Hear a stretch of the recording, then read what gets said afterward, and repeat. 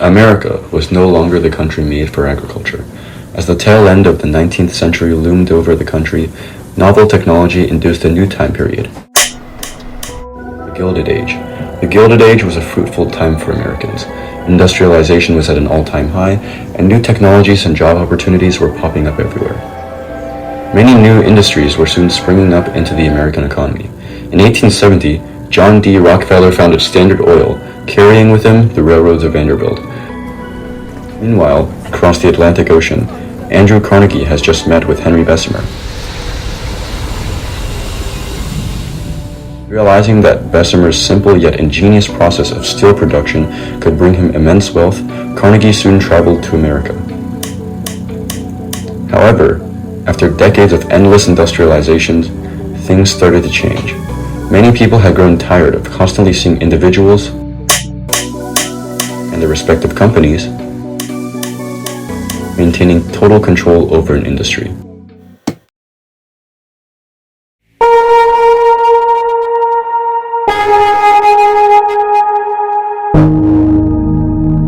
Through all the economic chaos of the early 20th century, the time period started to change in America. More and more so-called muckrakers popped up, investigative journalists that reported on the negatives of American society.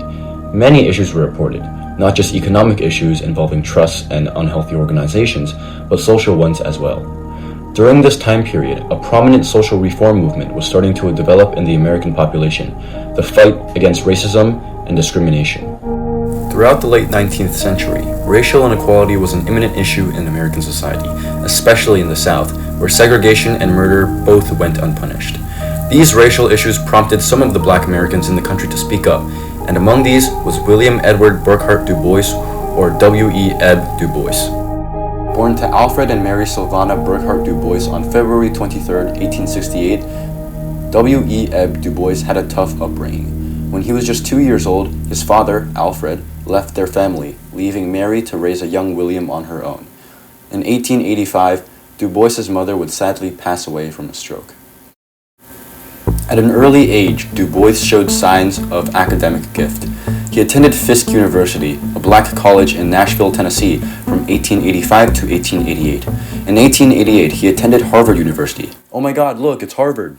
Where he graduated cum laude in 1890. During his time at the college, he met Professor William James, remembered as one of the most influential philosophers in the field of American psychology and a prominent pioneer of modern thinking, who strongly influenced Du Bois's views on American philosophy. Throughout his 20s, Du Bois became interested in the many social issues widespread throughout America, and thus very involved, especially in the reform movement against centuries of racism that was just starting to flow through the country.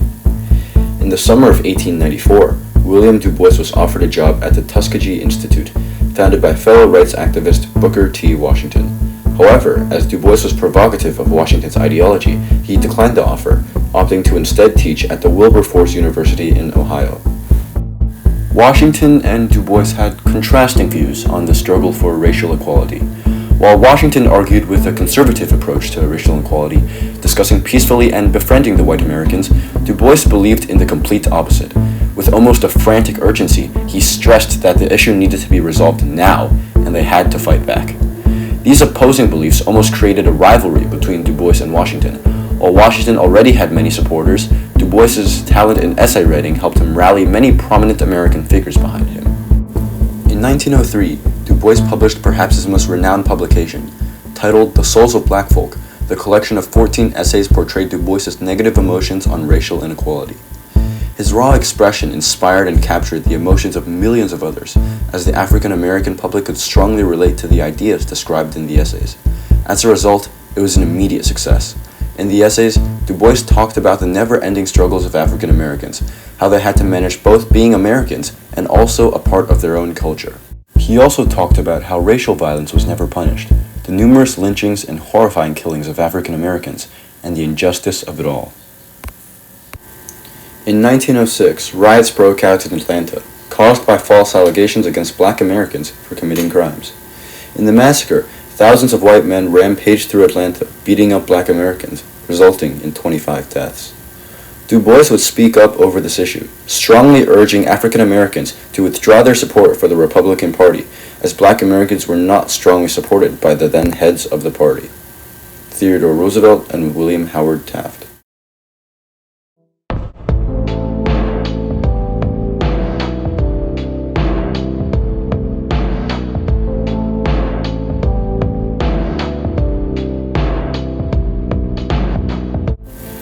In 1910, Du Bois moved to New York to co-found the National Association for the Advancement of Colored People, or the NAACP for short. Alongside fellow activist Ida B. Wells, the founders of the NAACP began to work to fix the issues of racial inequality.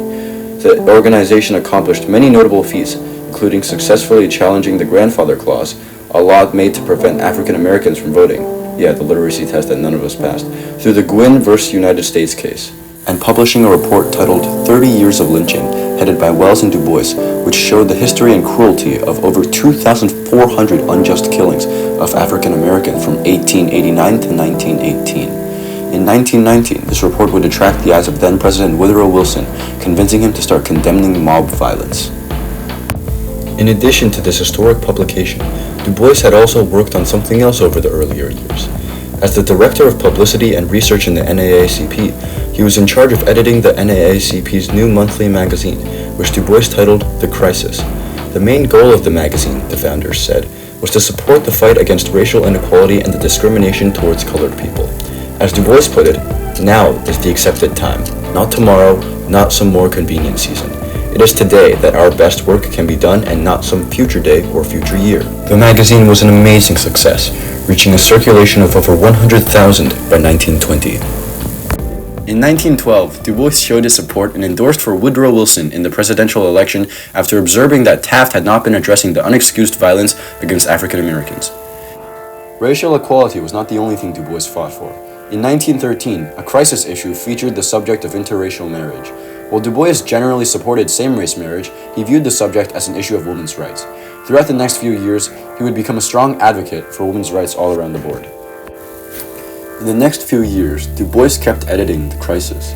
However, the publication soon started to lose money, causing the founders of the NAACP to attempt to remove Du Bois from his editing position. However, Du Bois fought back and stayed as editor-in-chief. In 1915, a movie titled The Birth of a Nation went public. With his high position in the NAACP, Du Bois and others protested against this movie, arguing that it had a racist portrayal of African Americans. While unsuccessful, the campaign got their organization many supporters.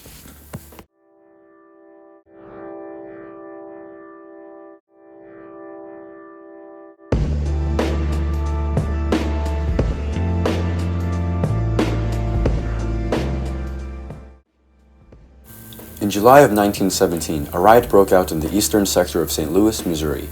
A white mob invaded the populous black community in the sector and started to fight. Throughout the massacre, over 6,000 people lost their homes and over 100 lost their lives. Du Bois reported this riot, titling his article The Massacre of East St. Louis, which was published in The Crisis in the September of that year. Afterwards, in the same year, Du Bois led a silent protest in New York City to fight against the riots. The protest was named the Silent Parade and consisted of almost 10,000 black Americans that marched down Fifth Avenue. This was not the only example of racial violence in 1917.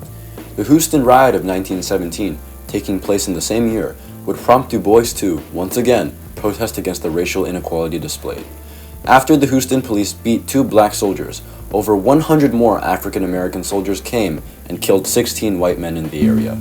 After the court-martials, 19 of these African American soldiers were hanged, and another 67 of them were jailed. In 1919, Du Bois traveled to Europe to begin his work there. He organized and attended the first ever Pan-African Congress held in Paris, where 57 delegates from 15 countries met to discuss the future for people of African descent. After he returned to America, he continued to report on many racial issues, as over the following years, many more massacres would take place, including the Red Summer Massacre throughout 1919 and the Moore versus Dempsey case. After many more trips to Europe in a few decades, Du Bois's work on racial equality was finally kindling down. He had been a star model for fellow African Americans throughout his entire career and has helped change the way society functions today. His relentless work on reporting massacres and court cases alike gave the public new perspectives on how violence was carried out. In addition, many of his world-renowned publications, including The Souls of Black Folk and Credo, a famous poem that was hung up in the homes of many black Americans, influenced the entirety of the racial struggle. Many organizations had awards and places named in his honor, such as Harvard University and the University of Pennsylvania. While many criticized William Du Bois for his radical viewpoints of racial equality, it cannot be denied that his work had a monumental impact on how the government and country as a whole viewed the topic of racial justice.